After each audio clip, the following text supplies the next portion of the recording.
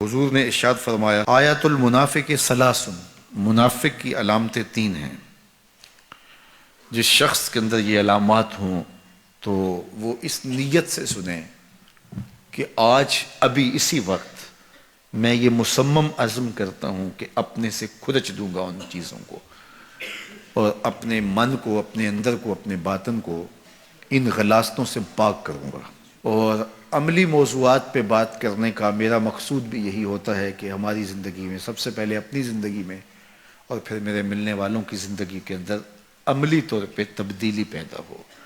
تو اس نیت کے ساتھ جب آپ سنیں گے تو اللہ برکت کرے گا۔ تو سنیے رسول رحمت نے ارشاد فرمایا صلی اللہ علیہ وآلہ وسلم نے کہ منافق کی نشانیاں تین ہیں۔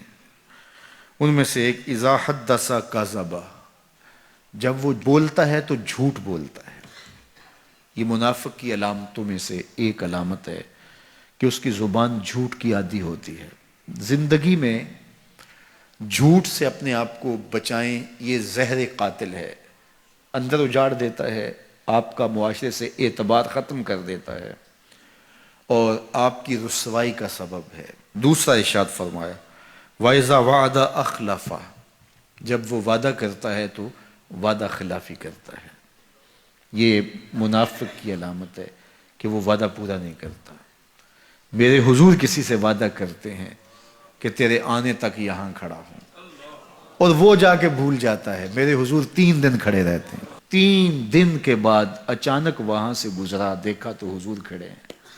بڑی شرمندگی ہوئی، ڈرتا ہوا آگے بڑھا، صرف اتنا کہا یار تو نے مشقت میں ڈال دیا۔ 3 دن تک میرے حضور کھڑے، اور میں کہتا ہوں وہ تو 3 دن بعد واپس آ گیا۔ وہ نہ آتا 3 سال بھی کھڑا رہنا ہوتا، میرے حضور کھڑے رہتے کہ میں نے اس سے وعدہ کیا ہوا ہے۔ اور میں اور آپ دیکھیں کہ ہم کہاں کھڑے ہیں۔ ہم کسی سے وعدہ کریں، ہم خود وعدہ کرتے ہیں تمہیں 6 ماہ کے بعد پیسے دیں گے، وہ بیچارہ 6 ماہ کے بعد بھی جو ہے وہ 1 ماہ اور اوپر گزار لیتا ہے کہ چلو کوئی بات نہیں ہے، اور ہم اس کی موت کی دعا کر رہے ہیں یا اللہ فوت ہی ہو جائے تو اچھی بات ہے۔ تو پھر ہم کہیں کہ اللہ کی رحمتیں ہمیں نصیب ہوں، یار وعدہ کیا ہے اپنا تن بھی بیچ کے دینا پڑے تو دیں گے۔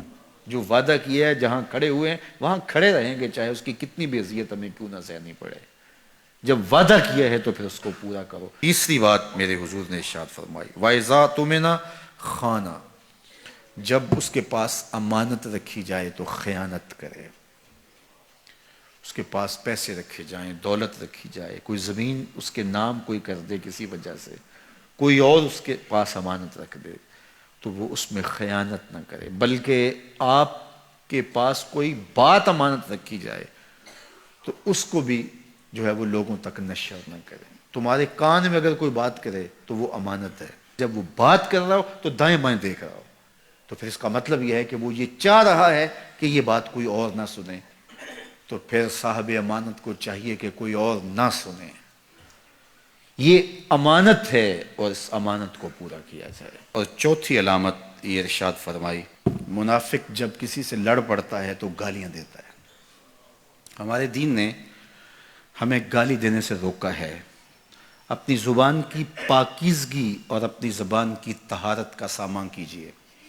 آپ کسی بھی حالت میں ہوں، آپ کے اوپر کوئی کتنی بھی زیادتی کر رہا ہو، آپ کو کوئی تھپڑ بھی مار رہا ہو، تو آپ اس کا مقابلہ ضرور کریں، لیکن آپ کی زبان گندی نہیں ہونی چاہیے۔ یہ غصے کے وقت ہی تو انسان کا پتہ چلتا ہے۔ ظفر اسے آدمی نہ جانیے چاہے جتنا بھی ہو صاحب فہم و ذکا، جسے عیش میں یاد خدا نہ رہی، جسے تیش میں خوف خدا نہ رہا۔ عیش کی زندگی ہو یا تیش کی زندگی، خوشی کا مرحلہ ہو یا مرحلہ غم ہو، آپ دیکھو نارمل زندگی کے اندر تو آپ معتدل ہوں گے ہی ہوں گے، لیکن جب آپ کا بیلنس خراب ہوتا ہے خوشیوں کے وفور کی وجہ سے، اس وقت پتہ چلے گا۔ یہ ہے انسان کا امتحان، یہ ہے انسان کی آزمائش۔ منافق کی علامت بتائی گئی وَإِذَا خَاصَمَ فَجَرَ، جب وہ کسی سے لڑائی کرتا ہے تو پھر گالیاں بکنا شروع کر دیتا ہے۔